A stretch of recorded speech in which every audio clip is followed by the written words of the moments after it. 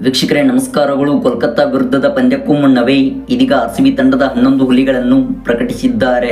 ಹೌದು, ಈ ಒಂದು ಪಂದ್ಯಕ್ಕಿಂತ ಮುಂಚಿತವಾಗಿ ಸ್ಟಾರ್ ಆಟಗಾರರು ಆರ್ಸಿಬಿ ತಂಡಕ್ಕೆ ಎಂಟ್ರಿ ಕೊಟ್ಟಿದ್ದಾರೆ.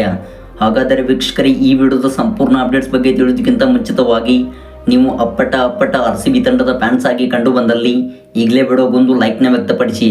ಹೌದು ವೀಕ್ಷಕರೇ, ನಿಮ್ಮಿಂದ ಈ ಒಂದು ವಿಡಿಯೋಗೆ 500 ಲೈಕ್ಸ್ಗಳನ್ನು ವ್ಯಕ್ತಪಡಿಸುತ್ತಿದ್ದೇವೆ.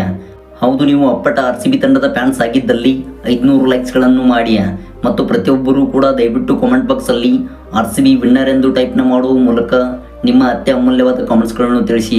ಹೌದು ವೀಕ್ಷಕರೇ, ನೀವು ಮಾಡುವ ಒಂದು ಪ್ರೀ ಲೈಕ್ಸ್ ಹಾಗೂ ಕಾಮೆಂಟ್ಸ್ಗಳಿಂದ ಈ 2025ರ ಪಂದ್ಯಾವಳಿಯಲ್ಲಿ ಆರ್ಸಿಬಿ ತಂಡಕ್ಕೆ ಮೋಟಿವೇಶನ್ ಸಿಗುತ್ತದೆ.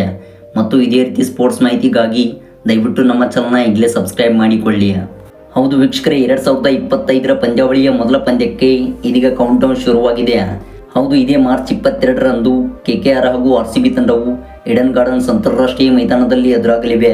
ಇನ್ನು ವೀಕ್ಷಕರೇ, ಈ ಒಂದು ಪಂದ್ಯದಲ್ಲಿ KKR ತಂಡದ ವಿನ್ನಿಂಗ್ ಪ್ರಾಬಿಲಿಟಿ 55% ಇದ್ದರೆ ಇತ್ತು ರಾಯಲ್ ಚಾಲೆಂಜರ್ಸ್ ಬೆಂಗಳೂರು ತಂಡದ ವಿನ್ನಿಂಗ್ ಪರ್ಸೆಂಟೇಜ್ 45% ಇದೆ. ಹೌದು, ಈ ಒಂದು ಹಂತದಲ್ಲಿ KKR ತಂಡವು ಮುನ್ನಡೆ ಪಡೆದುಕೊಂಡಿದೆ. ವೀಕ್ಷಕರೇ, ಈ ಒಂದು ಪಂದ್ಯವು ರಾಯಲ್ ಚಾಲೆಂಜರ್ಸ್ ಬೆಂಗಳೂರು ತಂಡಕ್ಕೆ ಮಹತ್ವದ ಪಂದ್ಯವಾಗಿದೆ. ಹೌದು, ಟೂರ್ನಿಯ ಆರಂಭದಲ್ಲಿ ಆರ್ಸಿಬಿ ತಂಡವು ಗೆದ್ದುಕೊಂಡರೆ ಈ ಒಂದು ಟೂರ್ನಿಯಲ್ಲಿ ಆತ್ಮವಿಶ್ವಾಸ ಹೆಚ್ಚಿಸಲಿದೆ. ಇನ್ನು ವೀಕ್ಷಕರೇ, ಈ ಒಂದು ಪಂದ್ಯಕ್ಕಿಂತ ಮುಂಚಿತವಾಗಿ ಇದೀಗ ಆರ್ಸಿಬಿ ತಂಡದ 11 ಹುಲಿಗಳು ಪ್ರಕಟಗೊಂಡಿದ್ದಾರೆ. ಹೌದು, ಆರ್ಸಿಬಿ ತಂಡದ ಪ್ಲೇಯಿಂಗ್ 11 ಇಲ್ಲಿದೆ. ವೀಕ್ಷಕರೇ, ಓಪನಿಂಗ್ ಕ್ರಮಾಂಕದಲ್ಲಿ ವಿರಾಟ್ ಕೊಹ್ಲಿ ಹಾಗೂ ಫಿಲಿಪ್ ಸಾಲ್ಟ್ ಅವರು ಕಾಣಿಸಿಕೊಂಡರೆ ಇತ್ತ 3 ಹಾಗೂ 4ನೇ ಕ್ರಮಾಂಕದಲ್ಲಿ ದೇವದತ್ ಪಡಿಕ್ಕಲ್ ಹಾಗೂ ರಜತ್ ಪಟಿದಾರ್ ಅವರು ಕಾಣಿಸಿಕೊಳ್ಳಬಹುದಾಗಿದೆ.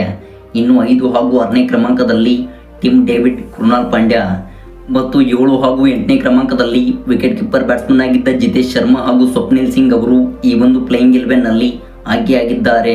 ಇನ್ನು 9 ಹಾಗೂ 10ನೇ ಕ್ರಮಾಂಕದಲ್ಲಿ ಭುವನೇಶ್ವರ್ ಕುಮಾರ್ ಹಾಗೂ ಎಸ್ ದಯಾಲ್ ಅವರು ಈ ಒಂದು ಪ್ಲೇಯಿಂಗ್ 11ನಲ್ಲಿ ಆಯ್ಕೆಯಾಗಿದ್ದು, ಹಾಗೆ 11ನೇ ಕ್ರಮಾಂಕದಲ್ಲಿ ಜೋಶ್ ಹೆಜಲ್ವುಡ್ ಅವರು ಆಯ್ಕೆಯಾಗಿದ್ದಾರೆ.